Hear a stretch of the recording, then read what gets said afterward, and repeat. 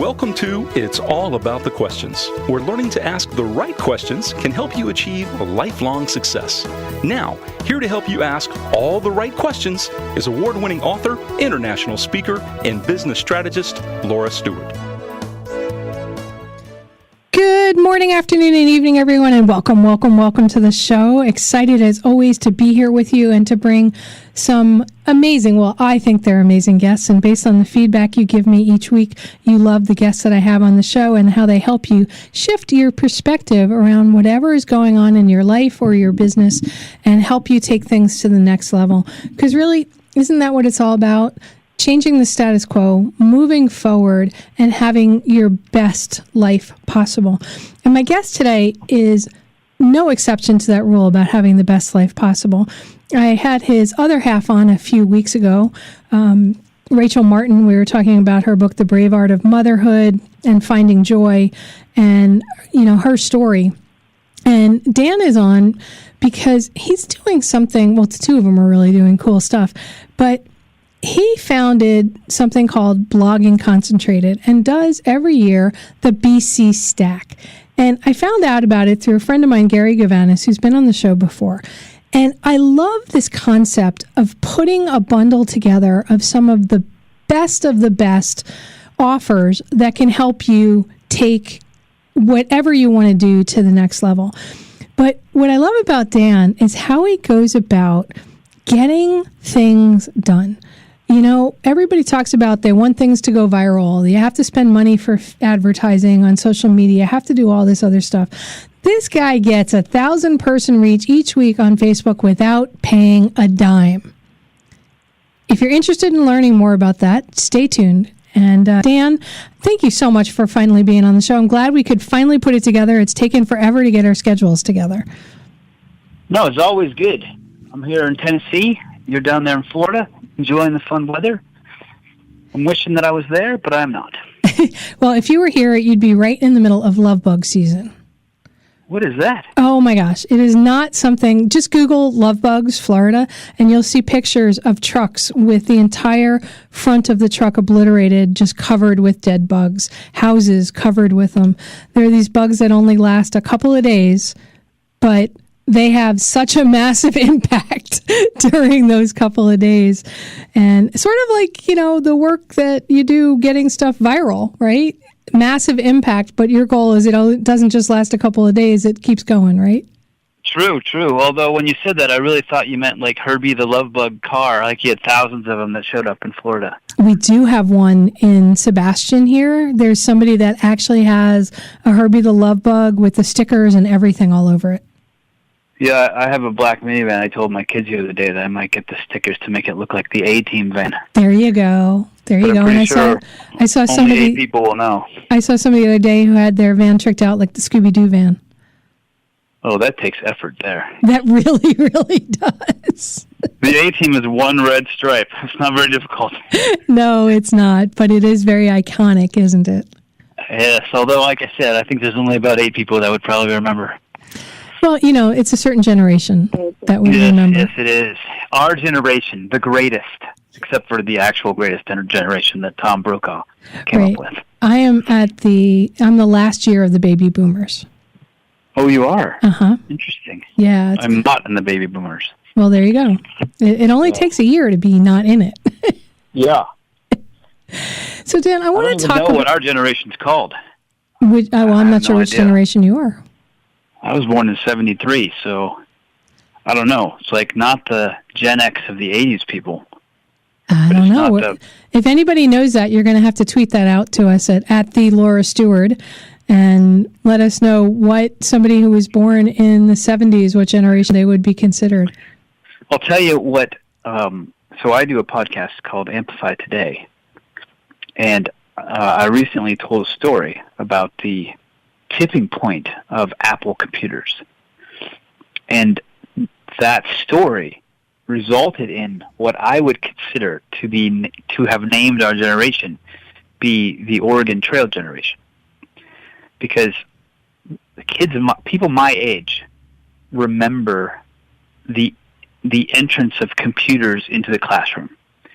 And anybody before us doesn't really remember computers in the classroom. And anybody after us only remembers computer in classroom. They don't remember the first computer. Like, I remember in 4th grade when we got that Apple IIe.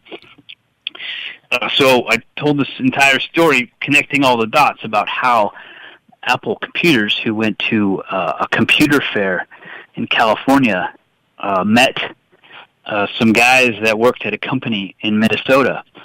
And these guys in Minnesota had developed thousands of pieces of software because they'd created somewhat of an intranet within Minnesota where all the teachers could log on to their Minnesota intranet and play different kinds of reading games and learning games. And they had this game called the Oregon Trail, which at the time only kids in Minnesota had played. So Apple was at this one and only computer fair that they'd ever gone to, and they're trying to sell their computers, realizing that the biggest problem they have is trying to figure out how to convince people they need a computer. So when they met these guys from Minnesota who also went to the fair, who had computers and hundreds and hundreds of pieces of software, they realized that if they partnered with them and they sold the Apple computer with the software, including the game, the Oregon Trail, that they could finally have a reason to sell that computer. So those things put together and resulted in like 8,000 school systems buying the Apple computer with the Oregon Trail game. And we're kind of the only generation that has that experience. So that's the first real bundle. Yeah, exactly. That is the first real bundle. And it was a pretty amazing bundle for Apple because, as you know, what ended up happening to them. They're a giant now. Yeah, see, I still remember the days of DOS and mainframes and the Tandy computers with the cassette tape recorder attached to them, and that's how you put the program in, and the evolution of BASIC way, way before Apple. Yeah, and actually the Oregon Trail was built on one of those systems, one of those computers that didn't have a monitor. Like it was a teletype machine, and the machine spit out a question about traveling the Oregon Trail, and you had to answer the question, and then it told you the next question and the result of you answering your question. And it was so interesting that there were like 64,000 ways that you could play the game based on your answers, because even the time it took to respond to the question dictated what the computer would tell you happened next. So it was, really ahead of its time back then. Yeah, and somebody wrote every single line of that code by themselves and hand-entered it a lot harder than what you have to do nowadays. I remember punch cards and magnetic tape, and if you dropped those cards, that was a nightmare. He not only hand-entered it once, but he hand-entered it 3 different times. Right. Because he wrote it when he was, his name was Dale of Friends. He wrote it when he was, I can't think of, he was an apprentice at a school, and he was only there for a semester. So he wrote it for the semester, and then when he left, he took the game down, but he printed it all out. And then when he finally got a job with this company that eventually hosted it, he had to retype the whole thing, and he ended up doing it in a weekend, which I thought was pretty crazy. So, Dan, how did you get from this kid with the Apple IIe and Oregon Trail to what you're doing now with the cutting edge work you're doing with blogging, with your podcast, with getting social media responses and getting people on board with business? I'm not exactly sure how to narrow that down to 8-minute discussion, but definitely I grew up a military kid, and we moved all over the place all the time. So just in growing up, I learned somewhat adaptation, like moving from one school to the next, trying to eventually figure out how do I move into a new school where I'm not the only kid sitting by himself at lunch. Like, how do I actually make that happen when I move to a new place? How do I make friends on day one? And I think that strange experience ended up making me somewhat of a people person. So that part of me kind of didn't exist for the first part of my career because I was a real estate developer. Okay. And I built Walgreens pharmacies all over the country. Built them in Washington, California, Arizona, Kentucky, North Carolina, Tennessee. And that particular job was project management. I mean, it was entirely project management. I learned how to do a Gantt chart. I learned, limiting factors, and when you're putting a building together, how do you get, steps 16, 17, 18 done before step 3 is done, so that you're totally ready when, step 4 comes around. Just really cool project management stuff that I'm not sure I would have learned anywhere else. And in 2008, when kind of the bottom fell out of the economy, Walgreens went from building 440 stores a year to building like 13. So that's a big change. Yeah. The guy that I worked for, we had a few in the pipeline, but there weren't any more coming. So he let us all know that there was going to be a time, unless things changed, when he was going to have to shut down the business. So at that time, I started looking for other things, and he had purchased the marketing rights to a antioxidant nutritional company product, and we had started doing TV infomercials with this product. So I got really heavily involved in how does the marketing of a product go? How does TV infomercial world work? How do you make money? Like going to the call centers and training the call center people how to answer the questions, and then we worked on auto ship. Did all these marketing things to try to figure out, how are we going to actually make money. But neither of those two things really involved people. It was mostly numbers and spreadsheets and, calling a contractor, but there wasn't much of a people part to it. So at some point in time, When Hair Care asked me to come and figure out what was wrong with their funnel. Like, basically, how come they have commercials on TV selling product, but they weren't necessarily selling as much product as we had in the warehouse. We used the same fulfillment company, and they didn't understand why we didn't spend as much on TV as they did. So that particular meeting led to someone suggesting that I talk about those kinds of things at a blogging conference. And then I spoke at this conference, and about a couple months later, this lady sent me a letter that said she made some changes to her business, and in so doing, they were making enough money that her husband quit his job. That fast? And they were working both from home. And I thought, all right, now this is a people job. I get to actually help people. So that's kind of where the pivot happened. Walgreens, the economy shut down, and it made me move into something else. And I took project management with me to the blogging world. But it sounds like you, beyond project management, right? Because a lot of people can manage projects, but somehow you were able to create the words or whatever needed to be done that made it be successful. And that's one of the biggest struggles that so many people have, with trying to get, what are the things that you need to write? Where do you need to place it? How do you get somebody to interact with whatever you've posted? Oh, yeah. There is a science to that to some degree. But I think most of the time people skip the science and they go straight to the tricks and the strategies that they read about on the internet. And then all of a sudden the science goes away. Because the science is pretty simple. You either love the people that you're talking to or you don't. And if you love them, then you kind of know how to talk to them, like what kinds of things are important to them, and even the words you should use.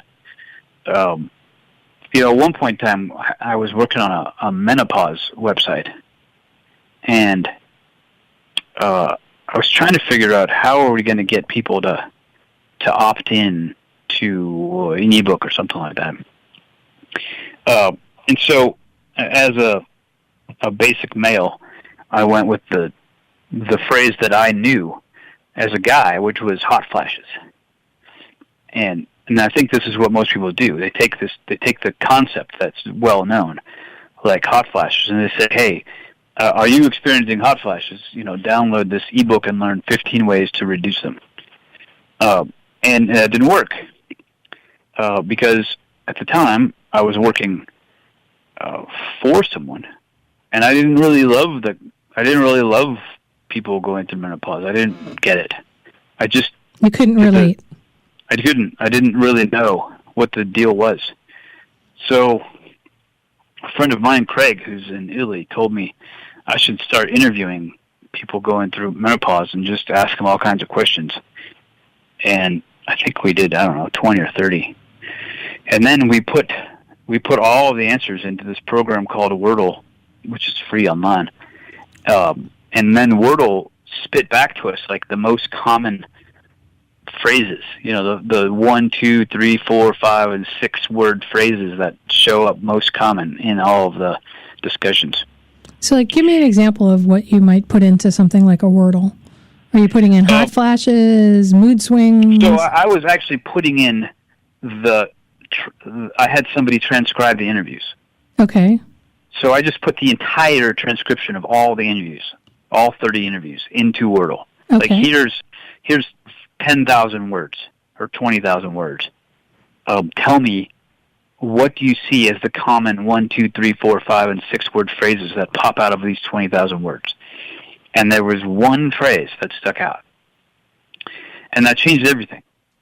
And that phrase, and it was a few different ways, but it definitely popped out to us, is that many of the people suffering menopause said the biggest pet peeve that they had was having to wake up in the middle of the night and turn off and on the fan.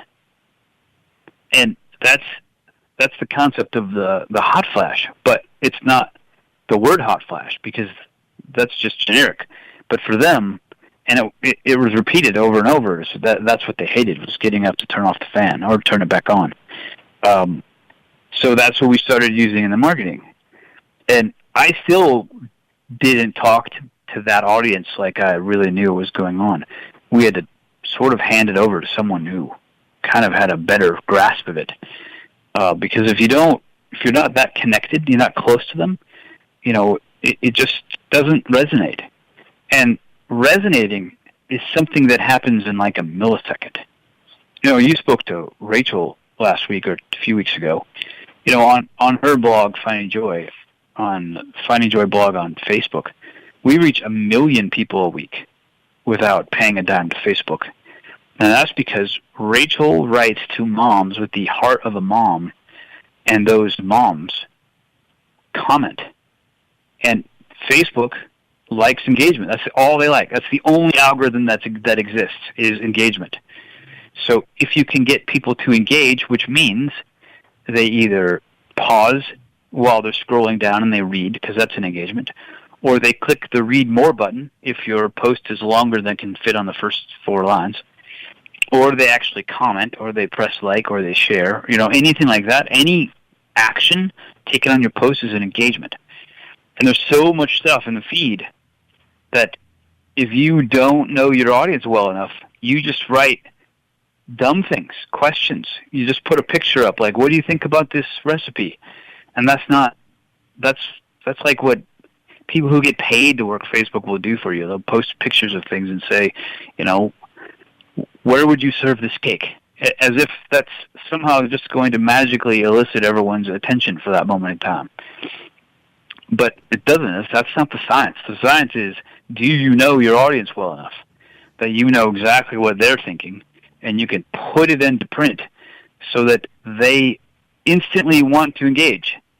That's it. That's all you have to do. You either know them or you don't. Well, what about people who, because I have a number of listeners that have told me this is one of their biggest issues, right? Maybe they have 100 people that are friends on Facebook or Twitter or LinkedIn or whatever, and they post something that they write from their heart or from whatever. But it just seems like it doesn't go anywhere because they have so few people. Even if they just have one or two people, but they're trying to grow it, they feel like the odds are stacked against them over these other people who they constantly see in their feeds who have the 1 million person reach, that it's harder for somebody new to start building up. How do you respond to that? So ultimately, we have two pieces to this puzzle. One is your own expectations. You have to manage those. So you can't expect to go from 10-person following to 1 million person following very quickly, unless you're willing to pay. And I wouldn't advise that, because the Facebook system is set up so that once you start paying, you're pretty much going to pay. Once they know you will pay, then why would they give you all kinds of reach if they can just make you pay more? So expectations is the first. You gotta be looking for 10% growth, week after week, which means week 1 you have 10 followers, week 2 you have 11, 10% growth. And then the second thing is, and this is probably the most important part, is are the right people following you? So people throw around the concept of being authentic online. That's this like buzzword, being authentic. But I think most people think that means you're supposed to be yourself. Like that's what authentic means. But I think everyone is themselves. That's not really the problem. The problem is that you are not giving people a reason to follow you that is authentically in line with the goals of your business. So some people that will come to us that have like 2,500 followers will tell us, at one point they did an Amazon gift card giveaway and they grew by 100. Well, guess what? An Amazon gift card giveaway is not a filter for your audience. Like, even if it's the menopause site and you win the ebook, and and a $10 gift card. Like, I don't even care about the ebook. I'm just going to do it for the gift card. So I am there for the wrong reason. Like, you have to make sure that the people that you're following you, their interests are authentically in line with the goals of your business. So it's not just about getting a gift, because those people will probably get in and get out really fast. It's because there's something you're doing, there's something you're talking about that they believe can help them. Yeah. Like, for instance, I did an Ironman in 2001.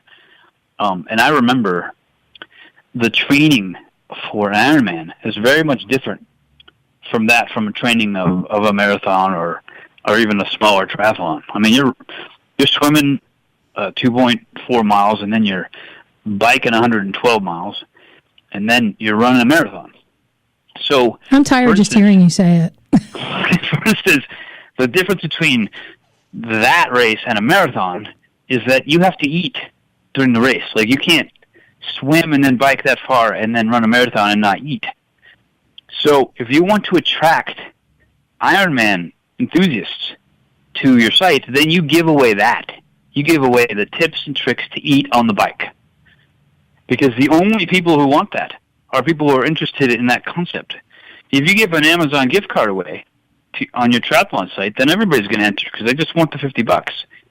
But if it's totally narrowly focused to exactly what it is you teach in your business, then the only people in your business are going to be people who follow what you say. Like, they're totally in line with it. Okay, and hold that thought, because we're going to go into the national news break right now.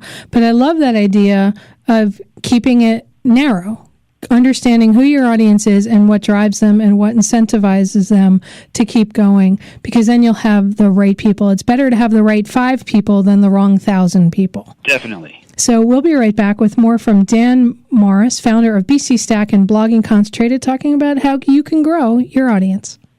Welcome back, everybody. If you missed the first half of the show, you're going to want to catch it on podcast anywhere you can catch your podcasts, or on my website, it'sallaboutthequestions.com. And I promise you missed some really, really good stuff. I'm here with Dan Morris, founder of Blogging Concentrated and the BC Stack, and we've been talking about how you figure out who and how you target the right people with the most authentic voice, and really begin to grow your social interactions to have the right people buying your products so that they will constantly be there. He gets about 1 million person reach each week on Facebook without paying a dime, and he's sharing those tips and tricks with you right now. And Dan, I loved what you talked about just before the break, so I just want to continue that a little bit more. You talked about how if your market, your product is, say, targeting Ironmen who run these ridiculous races, that in order to get them to download some tips and tricks for eating on a bicycle or things like that, you're not going to want to give away just a generic Amazon gift card because anybody may subscribe for that. But maybe you give them some free protein bars or something like that that would be really relevant to them. How do you figure out those pieces, and then how do you take it to the next level? Because typically that's like a free offer. Somebody can enter to win something, but then you need to turn that into something that becomes revenue producing, because let's face it, money is not evil. No. And we need it to do the things we want to do in life. Yeah, we tell people all the time the best way to help poor people is to not be one. Like you gotta get yourself in a position where you can do all kinds of cool things with your money, but you need to make it first. Right. And most of the time, if you look around your house, you are not ashamed of the things that you purchased, like your cool shoes or even your house or the books that you got. I mean, those are all good transactions, things you're proud of. So don't be sad or afraid to accept money, because largely people are proud to buy things that are going to help them, and they're happy to exchange the money that they made at their job, for the knowledge that you have. So be excited to get that in their hands.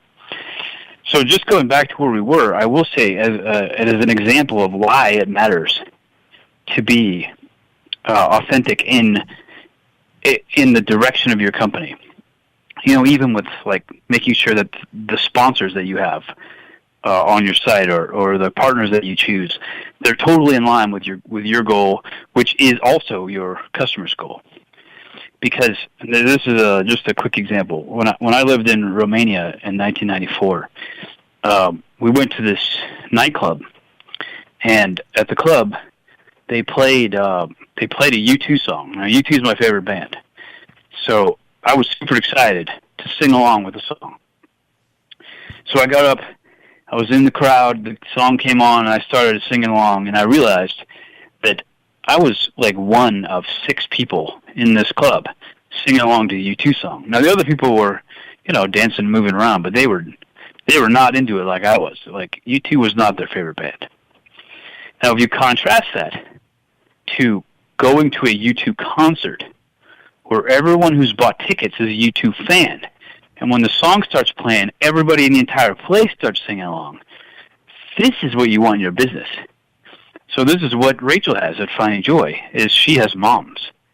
And when Rachel speaks in her mom voice, the only people that are listening are moms who have the same voice, the same goals, the same trials, the same tribulations.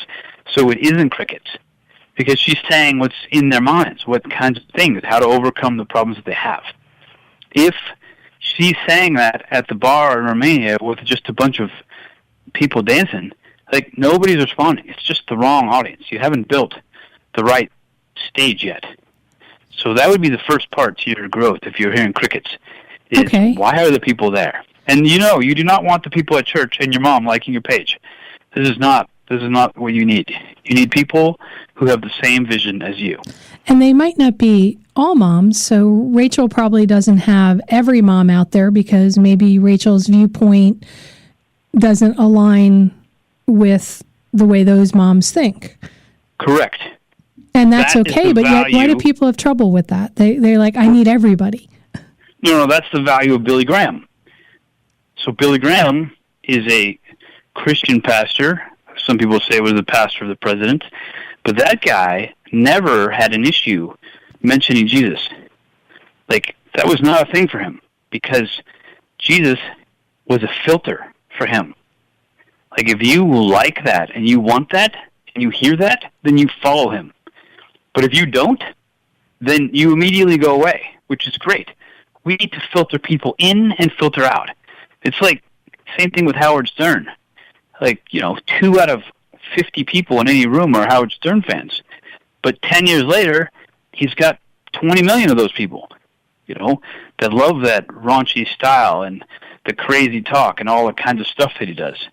So when he talks, he makes sure that he filters out the people that don't belong and filters in the people that do by the discussion alone. And this is something that you should do on your Twitter description, in your Facebook description. Like, your Twitter profile, when somebody finds your page, it should not say that you like pink, you're married, and you've got 2 dogs, because that's not a filter at all. You need to say, I find the best fashion for women over 40. Like, as soon as somebody sees that, they can decide, yes, I want to follow this. This is a great filter. Or no, that doesn't pertain to me. Because ideally, we're creating an audience of people who want exactly what we have, and we're going to use, every moment that we contact people as a filter to bring in the right ones and remove the wrong ones.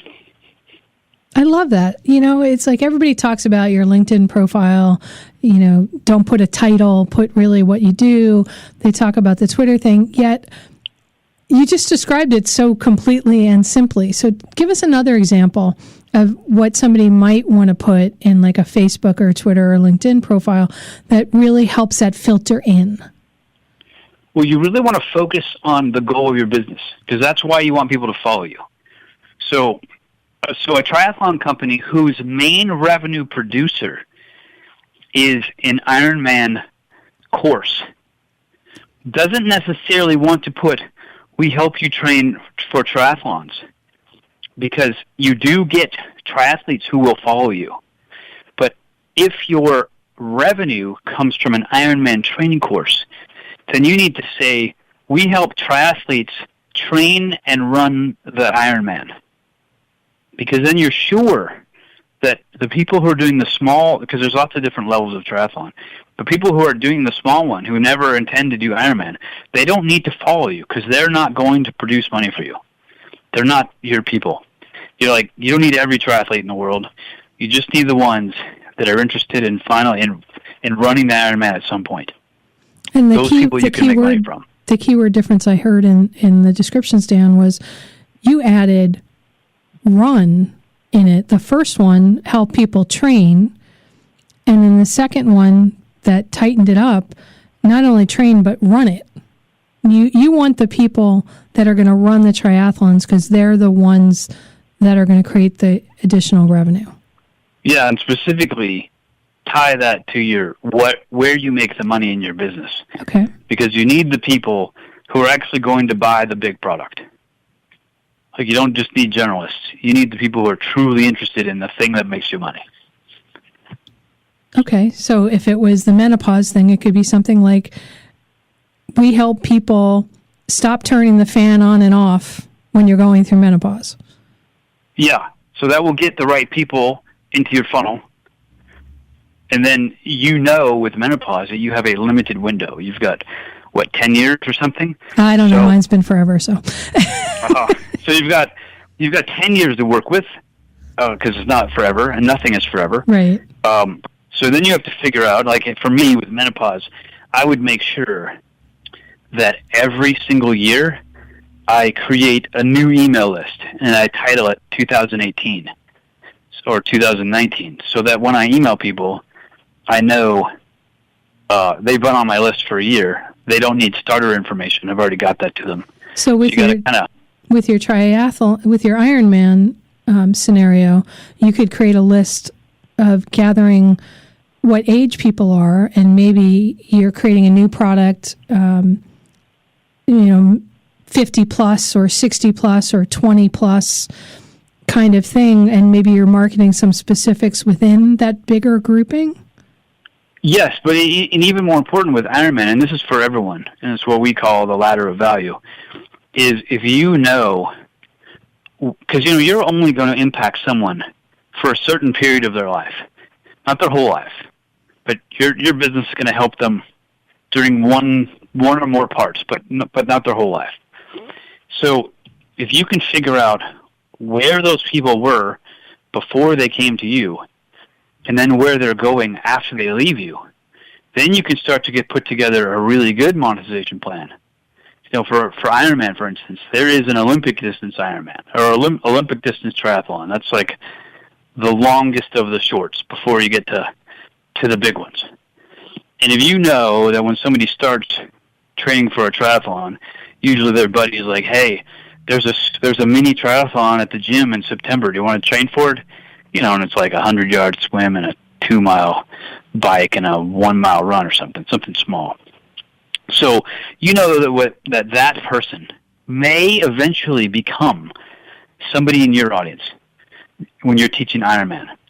So if you know that person may someday be there, then whatever sites serve that person for the beginner triathlon, those are people you can partner with.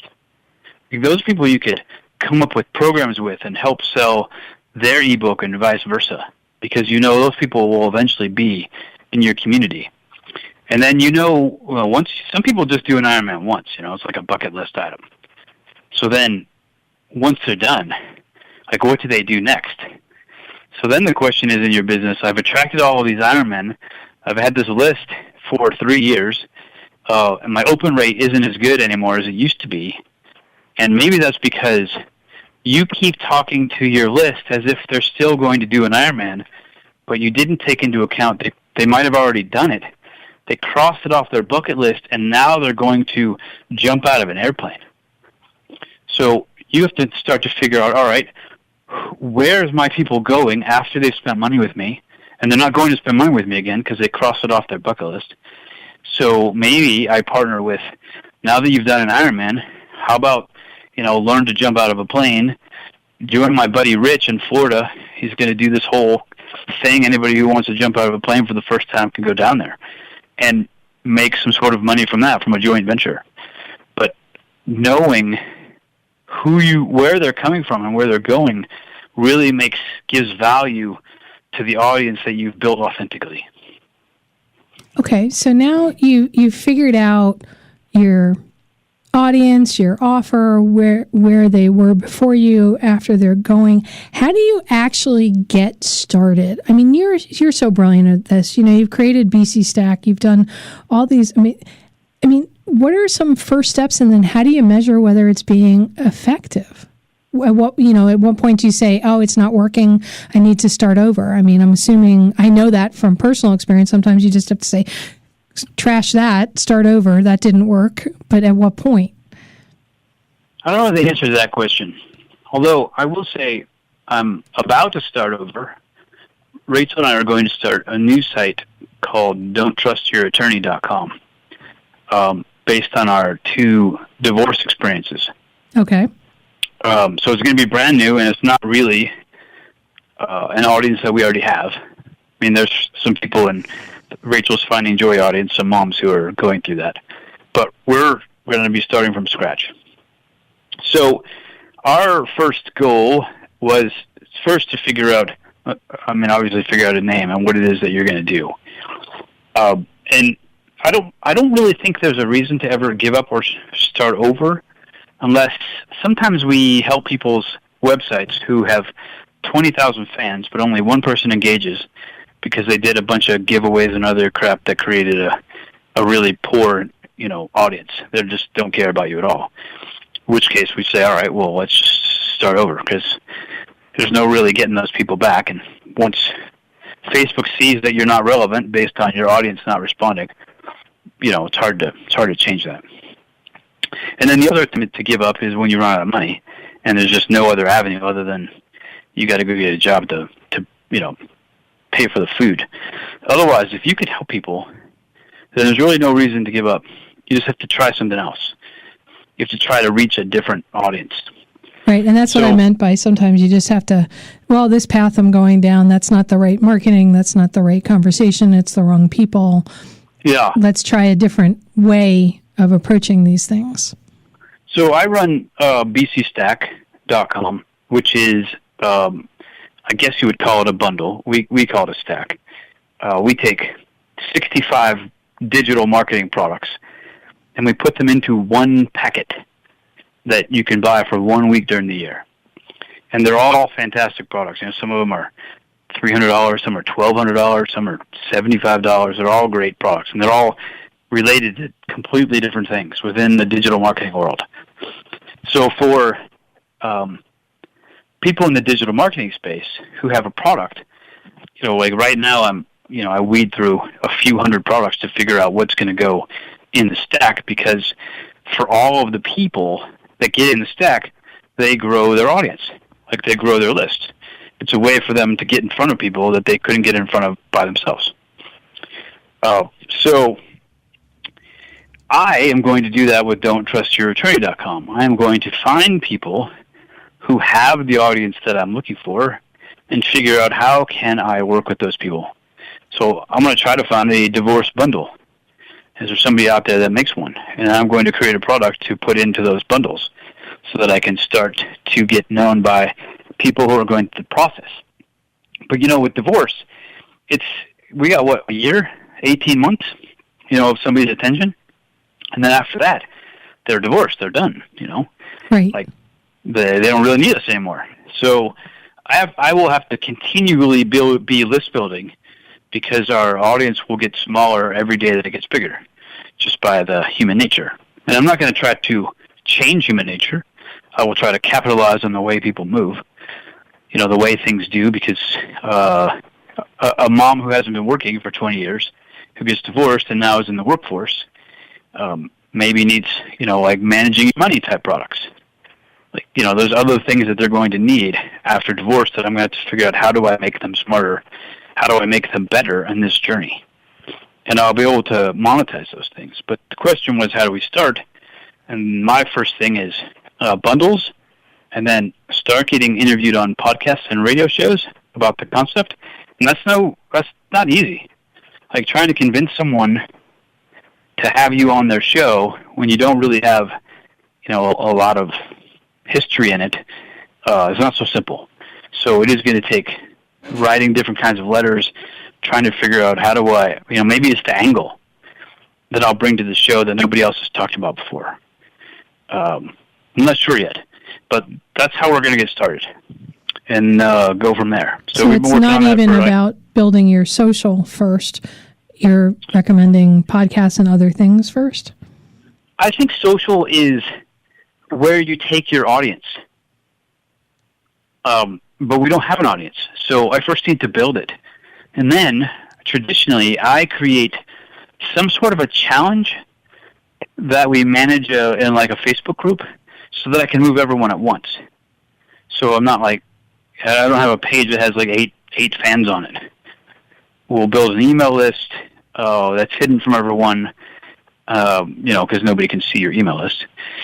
And then we'll come up with some sort of a, like with Blogging Concentrated, we did an SEO challenge, 21 days, where each day we taught them something new.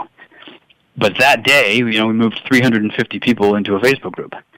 So there's no cricket chirping. It's just like, hey, everybody is suddenly on, and now you have a community on social. But for the most part, social media is a spoke that brings people back to your business, not the other way around. I don't necessarily want to drive them to social media. I want social media to drive them back to me. Got it. Okay, I get that. That makes a lot of sense. But so many people think that social media is the be-all and end-all. I was raised in an era when there was none of that. And we did marketing and we did publicity, PR, all of that stuff. I used to write a column in a newspaper every month and sometimes twice a month for my business on business technology.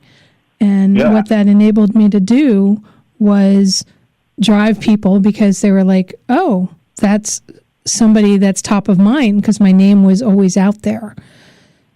And I think people now think, oh, if I just create an account on social media, that's going to create that know, like, and trust about the person.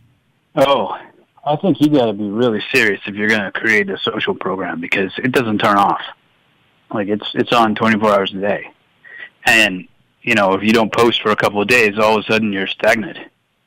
So if you're going to do social media, man, you got to be fully committed and know that once you start, like, it doesn't end. You're just going to keep doing it. So I think social is great, but it's not, we reach 1 million people on Facebook a week with Finding Joy. And and that's largely where the audience exists. But if that goes away, we're not gonna suffer. We've moved enough people to the business that we can just move them to something else. And for the Apple computers did very well without social media for a very long time. I'm not even sure if they have anything, but for a long time they didn't have anything. They don't really do much on social. Yeah, so if they can seem to handle it, I'm pretty sure everybody else can. So there is hope for people who have trouble with the social media. They can get their message out in other ways. And you're suggesting podcasts, and I mentioned, writing articles or you're big in blogs. They can guest on blogs or partner, as you mentioned, with some other people. Yeah, I've been working out at a CrossFit gym in Nashville, and that guy was talking about social media. And I said, look, I get that social media is good, but I think that you would be much smarter to do a door hanger thing, where you go door to door and you hang that little thing on the doorknob, within a 1 mile radius of the gym, because these are the people who are going to be able to go to the gym every day without traffic, without incident, without any problem. They just need to know the guy exists and he's there. So social media might, I drive 17 miles to go to this CrossFit gym, and it's only for a challenge. I don't plan to stay after the challenge. We're just trying to get fit in 6 weeks, and there's a kind of like a money bet involved. But after that, I'm not their customer. They use social media to get me. With a sponsored ad, I saw the challenge. It got me 17 miles away. I'm willing to suck that up for 6 weeks, but I'm not going to build their business long term. So, and in fact, the challenge is I pay $500, and if I lose 20 pounds, I get my $500 back. So they're going to have paid a Facebook ad, and I'm going to win my money back, and then that's not going to build their business. So you can geofence social a little bit, within your area, but why not just take a doorknob thing to every door, within a mile of your gym? A gym a mile away, I would use that a lot more often than 17 miles away. You got to really think about the human behavior of your audience. Yeah, I think that's a really critical point, Dan, because so many people think, I can just find everybody on social, but we tend to forget the money in our own backyard that's really local to where we are. Everybody says they want this worldwide or business, but maybe your business is a local business, and there's nothing wrong with that. No. In fact, it's less saturated outside of social media than inside. So you might be the only door hanger on someone's door for a couple of weeks, until the pest control guy comes around in the spring. So you might actually get noticed. Yeah, I love that concept very much. So last thought and how people can get to you. We have about a minute left. We're at Free Weekly Mastermind on Facebook. That's a Facebook group.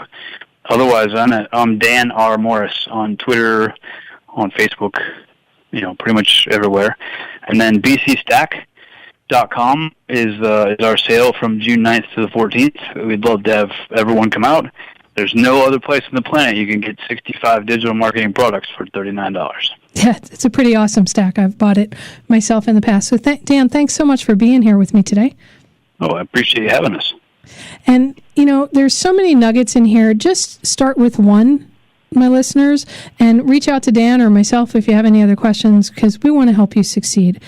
And success happens one step at a time.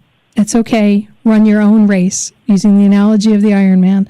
And we will see you next week. And thanks, everybody. Remember, the right questions can change your life. So what are you asking today? Have a great day, everyone.